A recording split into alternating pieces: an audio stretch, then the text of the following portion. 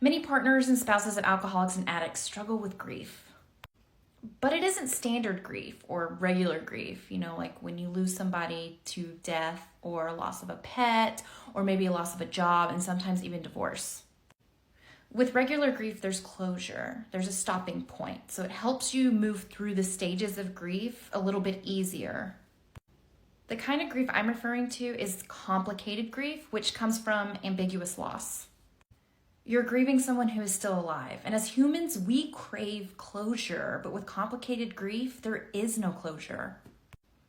This type of grief typically happens when you're with somebody who's an addict or someone who has a mental illness or dementia. It's when the emotional connection is missing, but they're still physically there. You might feel the same stages as regular grief: anger, denial, bargaining, depression, and acceptance. But the difference is you may be stuck in these stages for a longer period of time. So how do you deal with, or how do you cope? How do you manage if you have complicated grief?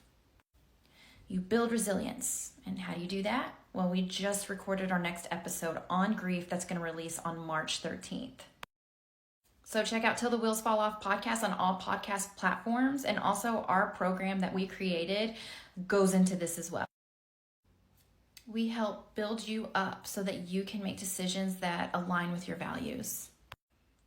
That's what can help you get through complicated grief.